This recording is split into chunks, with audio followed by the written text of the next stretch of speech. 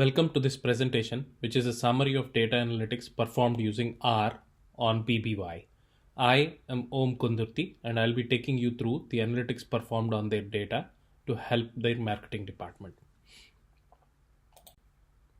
Our agenda is outlined here. Objectives followed by some understanding of the data available, and then how we create an initial fit, which we will refine to build a parsimonious machine learning model. And finally, I'll leave you with some glimpses of how modeling could help the marketing department for solving a use case. Objectives for the lead data scientist here are creating a revenue prediction model from a training dataset of 15,000 loyal customer household dataset, and then evaluating the models for accuracy, identifying relevant features for predicting the revenue, applying the model to a test dataset of 5K customers to review the validity of the models. Finally, usage of the models to predict customer revenue on a prospect dataset. Where modeling ends, the real world problem solving starts.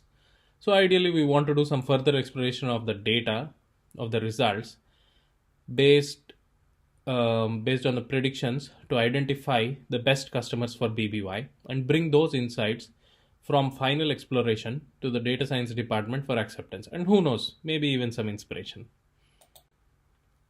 Data available is a household dataset obtained from internal and external sources of the stores. The makers of the case have made the data highly anonymized and randomized to be very evenly distributed by most parameters, making most features low predictors. You will see what I mean by this in the next slides visually. Data is pre-sampled into training, testing, and prospect datasets consisting of 5 files of same attributes. There's a variety of information, almost 80 attributes, ranging from demographics to consumer purchase behavior to types of donations made by households, other geographic data, magazine subscriptions of the households, even their political views and affiliations. Frankly, we need a careful consideration on what is fair to use in a model from an ethical standpoint. Let's get into reviewing the training data. First up, on the left, we have a histogram to represent the revenue by frequency. This is a nice distribution peaking roughly in the middle and a very Gaussian in nature. Something that's obvious but not always conspicuous is the fact that this data represents loyal customers who made a purchase previously with BBY. So when it comes to applying this training dataset on prospect data, we are going to miss some info or features that make up who is likely to not be a customer of BBY, which means we're already going to have some error on that front. Next up, on the right, we have gender composition of the households and how the revenue averages vary by the gender composition. Very even distribution and a lot of unknowns underscore this dataset. Moving on the left, we have a box plot of revenue by presence of children, again, fairly evenly distributed. And on the right, we have a box plot of homeowner versus renter against the average revenue. Clearly, nothing much to infer here as the data is evenly distributed, making these variables low predictors like I mentioned before. Something else to call out is that most features have a lot of unknowns or blank values, which means that the data needs some treatment and standardization before it can be used for modeling purposes. Scatter plot on the left shows net worth bucketed and then the spread of the revenue along those buckets. Bar chart on the right shows education levels and corresponding average revenue for each education level. Recurring theme and no points for guessing. Even distribution of data. Exception maybe is the one education category which shows a higher than average revenue compared to the rest of the categories. Lastly, let's review the data on a map. Again, highly evenly distributed across the states of USA. And the color scheming used here is blue for low revenue and red for high revenue. Somewhat not very clear on this map. And so I decided to use another visualization here, which is a revenue distribution using the state FIPS, which state FIPS are just a standardized code representing each of the US states. So on a bar chart, you see 50 plus states, and we find backing of my previous inference, which is data is fairly evenly distributed across these regions. Let's get into some ML modeling now. I've used vtreat library first to standardize the input dataset as a one-step solution to avoid manual imputation and other decision making. Model used in my first fit are linear regression, random forest, gradient boosting, and XG boosting. Given the nature of the data being evenly distributed, to avoid overfit problems, I've used cross-validation into 3 pools across all the 4 fits. For this first iteration, I decided to let the models run, the training models run, using all the variables in the treated input set. As I'm only trying to assess most useful features in predicting the revenue and then establishing a baseline for my error metrics, this should work. And it will also give me a good baseline to improve upon for my final models.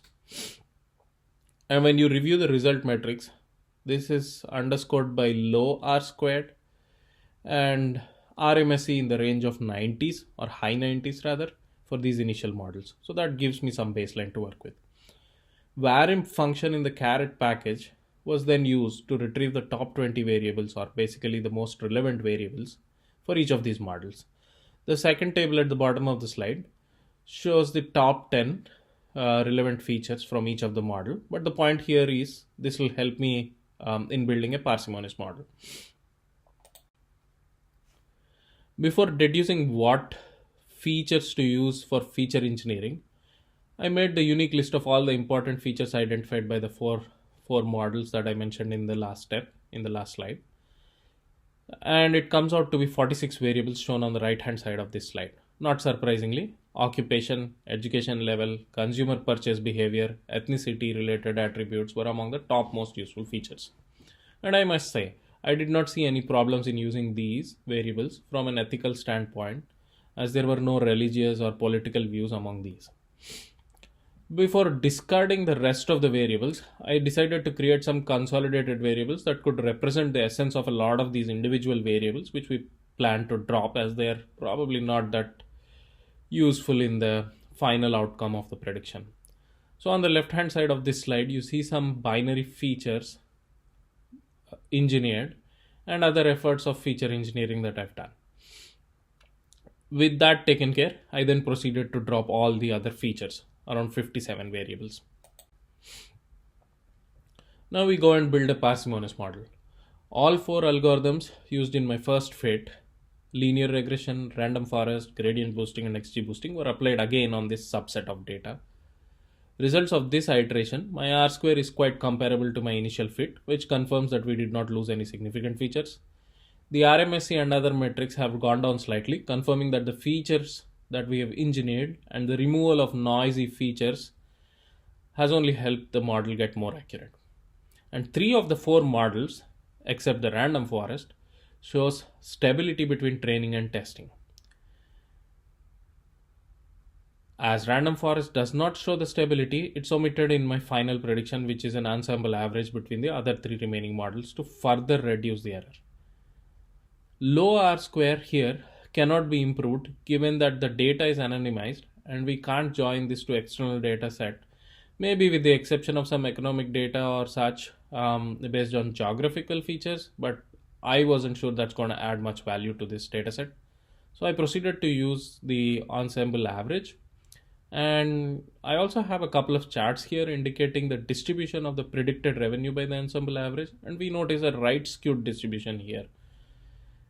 Going back a few slides, if you compare that against the training dataset distribution, which was very Gaussian, it looks like we have some data, some pattern here in the type of data that we have among the prospects. I'll come back to this point in a little bit in my final recommendations. When it comes to deriving insights and using it for strategy, there are a lot of use cases or problems that the business might be interested in solving. And data analytics can come in handy in a lot of these cases. Some of those are mentioned on this slide. However, in the interest of this case prompt, let's focus on the best customers. Criteria used here to define the best customers is top 100 customers by revenue among the prospects. Based on that definition of the best customer, We can further analyze the features that are common across the top 100 customers, and the table is a glimpse of the top 5 and some features that are highly relevant. This analysis helps us define the persona of this top customer household, which in this case is roughly something like a dog owning other ethnicity family with a median education years of 14 or more, with no children and no upscale buyers at home. Finally, I'm going to leave you with a few recommendations on the potential next steps here. A couple that stand out to me are making sure there is a well distributed prospect list across the segments. Segmentation could be really, really simple. Perhaps low, medium, high by revenue, and then creating some kind of tailored marketing campaigns based on that segmentation and the analytics that we have performed. The other thing we can do is performing some cost benefit analysis of implementing any of these marketing strategies before taking it to market, so that you have a good assessment of the potential upside and downside of the strategy before actually, and you can use that to make an informed decision before implementing a strategy. Finally, I thank all my audience, and I hope you found this presentation logical and useful in taking your ideas a step further into the world of ML and analytics. Thank you.